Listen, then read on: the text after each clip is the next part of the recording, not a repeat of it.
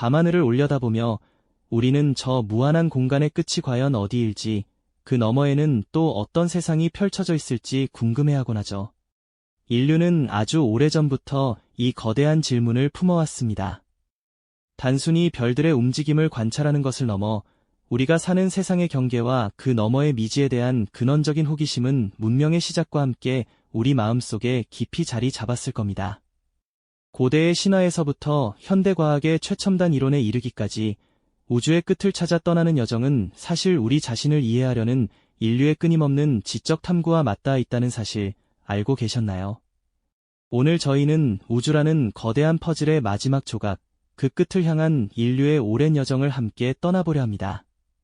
우리가 상상하는 우주의 경계는 어디에 있을까요? 과연 우주에는 물리적인 끝이라는 것이 존재하기는 하는 걸까요? 이 질문에 대한 대답은 시대와 문명에 따라 놀랍도록 다른 모습을 보여왔습니다. 아주 먼 옛날, 인류가 밤하늘을 올려다보며 경외감을 느꼈던 순간부터 우주의 시작과 끝에 대한 상상은 이미 시작되었을 겁니다. 고대 이집트인들은 밤하늘을 거대한 여신 누트가 몸을 굽혀 세상을 덮고 있는 모습으로 그렸고, 그 아래에는 땅의 신게브가 자리 잡고 있다고 믿었죠.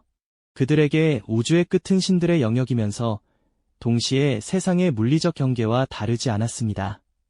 메소포타미아 문명 역시 우주를 거대한 돔 형태로 상상하며 그 돔 너머에는 신들의 세계가 펼쳐져 있다고 여겼습니다. 이처럼 초기 문명에게 우주의 끝은 신화적인 상상력과 인간의 삶을 규정하는 물리적인 한계가 혼재된 개념이었죠. 시간이 흘러 고대 그리스에 이르러서는 철학자들의 등장과 함께 우주에 대한 인식이 더욱 정교해지기 시작합니다. 아리스토텔레스와 프톨레마이오스 같은 위대한 사상가들은 지구가 우주의 중심에 고정되어 있고 그 주위를 달, 수성, 금성, 태양 그리고 다른 행성들이 투명한 수정구에 박혀 돌고 있다는 천동설을 주장했습니다. 이 수정구의 가장 바깥쪽, 즉 항성들이 박혀 있는 마지막 수정구가 바로 그들이 생각했던 우주의 끝이었죠. 그 너머에는 신성한 영역이 존재한다고 믿었고요. 이처럼 그들에게 우주의 끝은 더 이상 막연한 신화의 영역이 아니라 수학과 관찰을 통해 설명될 수 있는 어느 정도의 질서와 구조를 가진 경계였습니다. 비록 그들의 우주관이 지금의 우리에게는 다소 순진하게 들릴지라도 그 시대 인류가 가진 지식과 관찰 능력 안에서 우주를 체계적으로 이해하려 했던 놀라운 시도였음은 분명합니다. 중세 유럽에 들어서도 이러한 천동설은 기독교 신앙과 결합하여 더욱 견고한 우주관을 형성했습니다. 우주의 끝은 곧 신이 창조한 질서의 마지막 지점이며 그 너머에는 천국과 같은 영적인 세계가 존재한다는 믿음이 지배적이었죠. 인간은 우주의 중심에 있는 지구에 살며 모든 것은 신의 계획 아래 움직인다는 생각이 확고했습니다. 이 시기에도 우주의 끝은 물리적인 한계이자 동시에 종교적, 철학적 의미를 담고 있는 경계로 이해되었던 것입니다. 우리는 고대인들이 밤하늘을 바라보며 느꼈던 경외감과 함께 그들이 상상했던 우주의 경계가 그들의 세계관과 얼마나 밀접하게 연결되어 있었는지 엿볼 수 있습니다. 이처럼 인류는 과학적 탐구가 본격화되기 훨씬 이전부터 자신들이 인지할 수 있는 한계 안에서 우주의 끝을 정의하고 그 의미를 부여해왔던 것이죠. 하지만 인류의 지적 호기심은 결코 한 곳에 머무르지 않았습니다. 코페르니쿠스와 갈릴레이 같은 과학자들의 등장과 함께 우주의 중심이 지구가 아닌 태양이라는 사실이 밝혀지고 우주에 대한 우리의 상상력은 폭발적으로 확장되기 시작합니다. 더 이상 우주의 끝이 눈에 보이는 별들의 마지막 수정구가 아니라는 사실을 깨닫게 된 것이죠. 이제 인류는 관측 가능한 우주 너머, 그리고 우리가 상상할 수 있는 가장 먼 곳에 과연 무엇이 존재할지, 그리고 그곳이 정말 끝이라고 부를 수 있는 곳일지에 대한 근원적인 질문을 던지기 시작합니다. 고대부터 이어져 온 이 질문은 현대과학의 최전선에서 여전히 우리를 붙잡고 있는 가장 흥미로운 미스터리 중 하나가 되었습니다. 과연 현대과학은 우주의 끝에 대해 어떤 답을 제시하고 있을까요? 다음 시간에는 우리가 망원경으로 실제로 볼 수 있는 우주의 경계, 즉 관측 가능한 우주의 끝에 대한 이야기를 좀 더 깊이 있게 파고들어 보겠습니다. 지난 시간 인류가 고대부터 상상했던 우주의 경계가 시대와 문명에 따라 어떻게 변화해왔는지, 그리고 과학의 발전이 우리에게 새로운 질문을 던지게 했는지 알아보았죠. 이제는 우리가 망원경과 첨단 관측 장비를 통해 실제로 보고 있는 우주의 경계, 즉 현대 과학이 정의하는 관측 가능한 우주에 대한 이야기를 좀 더 깊이 있게 파고들어 보겠습니다.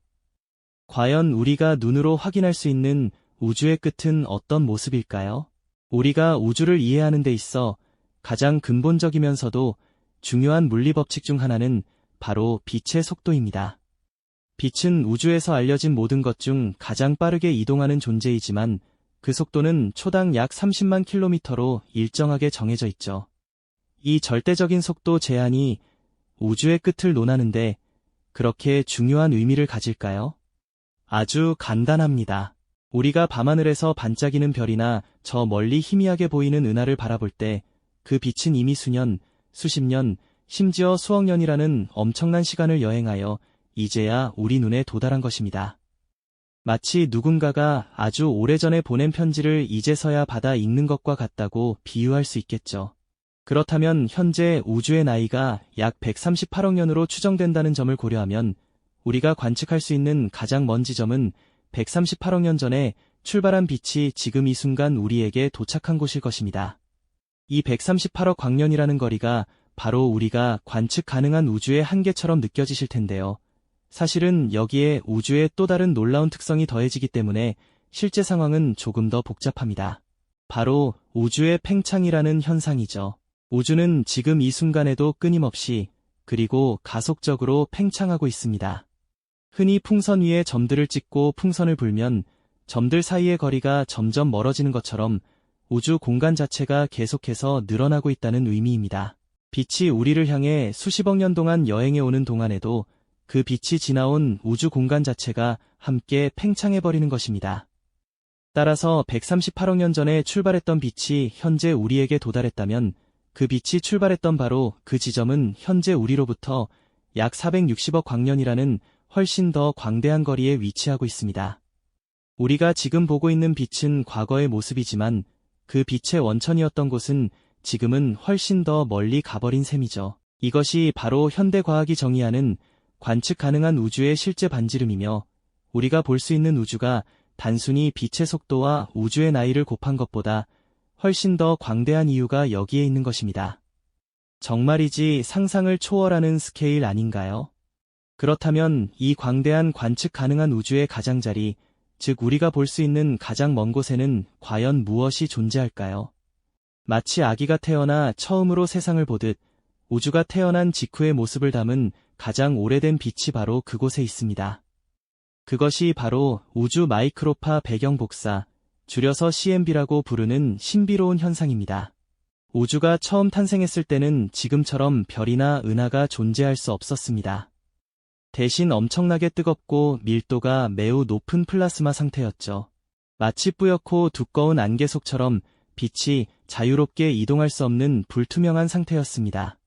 그러다 우주가 팽창하면서 점점 온도가 식고 약 38만 년이 지났을 때 비로소 전자가 원자에게 붙잡혀 중성 원자들이 형성되면서 우주가 투명해지기 시작했습니다.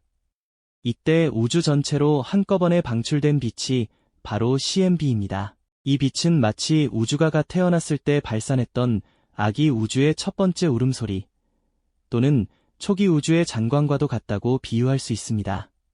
수십억 년 동안 우주 공간을 여행해온 이 빛은 이제 온도가 크게 낮아져 마이크로파 형태로 우리에게 도달합니다. 우리가 이 CMB를 관측한다는 것은 우주의 가장 초기 모습을 직접 들여다보는 것과 같습니다.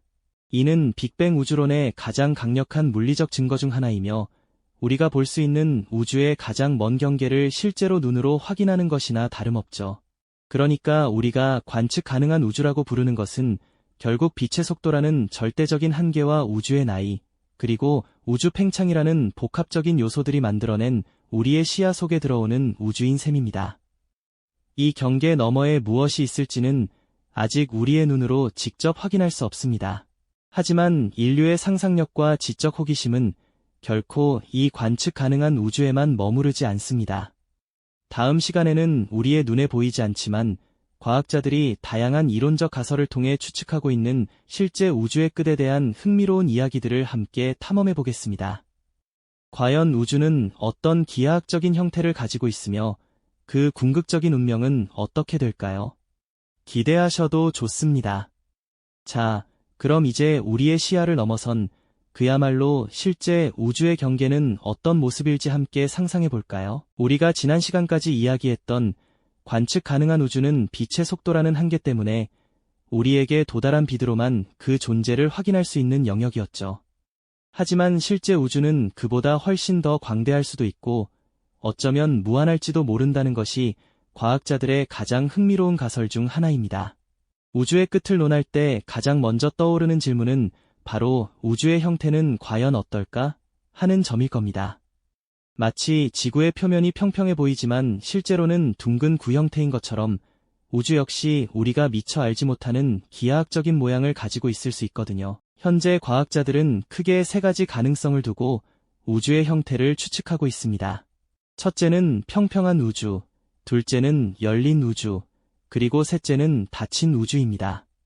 먼저 평평한 우주는 우리가 종이 한 장 위에 살고 있다고 상상해 볼 수 있을 것 같아요. 이 우주에서는 빛이 직선으로 나아가며 아무리 멀리 가도 다시 돌아오거나 휘어지는 일 없이 영원히 뻗어나가는 형태를 띠게 되죠. 마치 거대한 평면처럼 말입니다. 현재까지의 관측 데이터는 우리 우주가 이 평평한 형태에 가장 가깝다는 것을 시사하고 있습니다. 하지만 이는 완벽한 평면이 아니라 미세한 곡류를 가질 가능성도 있습니다. 다음으로 열린 우주는 마치 말 한 장처럼 음의 곡류를 가진 형태를 의미합니다. 이 우주 속에서 빛은 서로 멀어지는 방향으로 퍼져나가며 공간 자체가 영원히 팽창을 멈추지 않을 것으로 예상됩니다. 상상해보면 마치 끝없이 펼쳐진 거대한 들판을 걷는 듯한 느낌이랄까요? 이 경우 우주는 영원히 팽창하며 점점 더 희박해지고 차가워질 것이라고 예측하죠. 마지막으로 닫힌 우주는 풍선 표면처럼 양의 곡류를 가진 구 형태를 떠올려 볼 수 있습니다. 이 우주에서는 빛이 직선으로 나아가더라도 결국 출발했던 지점으로 되돌아오게 됩니다. 마치 지구 위를 한 방향으로 계속 걸으면 결국 출발점으로 돌아오는 것처럼 말이죠. 닫힌 우주는 언젠가 팽창을 멈추고 다시 수축하기 시작하여 빅크런치라는 대폭발로 모든 것이 하나로 뭉쳐지는 운명을 맞이할 수도 있다고 합니다. 이러한 우주의 기하학적 형태는 우주의 궁극적인 운명을 결정하는데 핵심적인 역할을 합니다. 우주를 구성하는 물질과 에너지의 밀도가 이 형태를 결정하는 중요한 요소가 되는데요.